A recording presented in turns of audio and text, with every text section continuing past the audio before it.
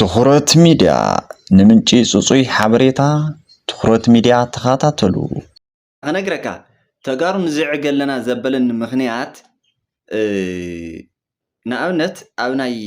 ፓርቲታት ወይ ከዓ ውድባት ትግራይ ዝበሃላ እንተሪኢኻ ኣብዚ ሰዓት ብፌደራል መንግስቲ ተፍልጦ ዝተዋን ማለት እዩ ልዕሊ 50 ክኾና እየን ብጣዕሚ ብዙሓት እየን ዘን ውድባት እዚአን ከካብ መንደሩ ከካብ ከተምኡ ካብ ዝኾነ ቁሸት ሓደ ጎጥ ናተልዓሉ ፓርቲ ኢና ናበሉ ናብ ፌደራል መንግስቲ ይኸዶ ፍልጦ ይህቦም ኣሎ ንጎንጎ ማለት እዩ ንምንታይ ፍልጦ ይህቦም ኣሎ ኢልካ እንተሓሲብካ ህዘውዚ ክትሓስበ እዩ ዝግበአካ ኣብ ካልእ ከተማታት ወይ ከዓ ኣብ ካልእ ክልላት ከይድካ እኮ ክንድዚ ዝኣክል ፓርቲታት እኮ የለዋን ኣና ግን በቢመንደሩ በቢጎጡ ፓርቲ ኢሉ ብፌደራል መንግስቲ ኣፍልጦ ዝተዋሃቦ ዘቋቋመ መዓት እዩ ዘሎ መዓት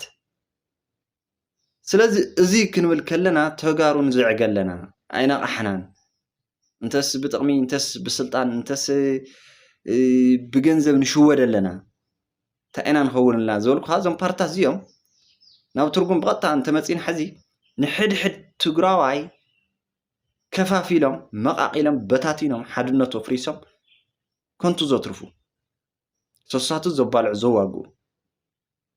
መሬቱ መንነቱ ዘመንጥሉ በቃ ካብኡ ብዝዘለለ ምንም ትርጉም የብሎም ከምቱ ንሪኦ ኣለና መቸም ኣብ ትግራይ ዘለዋ ውድባት ዝበሃላ ብሰላማዊ መንገዲ ምቅላስ ብፍትሒ ብዲሞክራሲ ብሓቂ ምቅላስ ኣይኽእላን ብፅልኢት ብፀርፊ ብፕሮፓጋንዳ ብስኢልካ ፀለመ ጠቐነ እየን ስለዚ ከምዚአን ዝበላ ውድባት ይፈርያ ኣለዋ ከምዚአን ዝበላ ውድባት ክፈርያ ከለዋ ተጋሩ ሰሳትና ዘባልዕ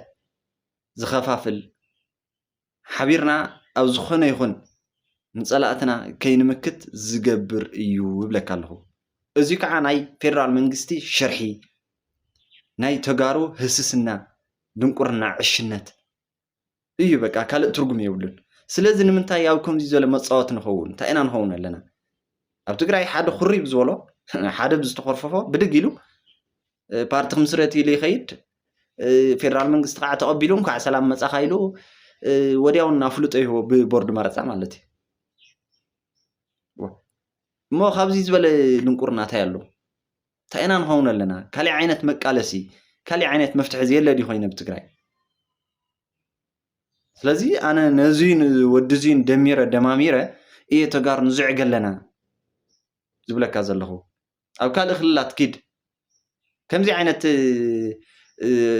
ዝበዝሕ ዝተጫጭሐ ፓርቲ ይትረክብን ተን ዘለዋ ተን ዝፍለጣ ውሱናት እየን ካብ 3-4-5 ዘይበልፃ ማለት እዩ ስለዚ ተጋሩ ነቂሕና ኢና ተማሂርና ኢና ካብ ሃገርና ዝበለፅና ሰብ ታሪክ ኢና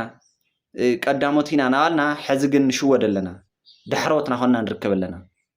ስለዚ ኣብዚ ኢና ትኩረት ክንገብር ዘለና እዚ ከዓ ሕድሕድ ትግራዋይ ክሓስበሉ ዘለዎ ናይቲ ሓደን ኣይኮነን ሕጂ እኮ እንተሪእናዮ ፓርቲ መስሪትና ተቃውምቲ ውድባት ኢና ኣንፃር ሕወሓት ኢና ገለና ወለ ኣዲስ ኣበባ ሰፊሮም ዘለው ተጋሩ እኮ እላፍ እኮ እዮም እላፍ ኩሎም ተሰሊፎም ዘለው ግን ናይ ትግራይ ረብሓ ንምሕላው ዘይኮነስ ኣንፃር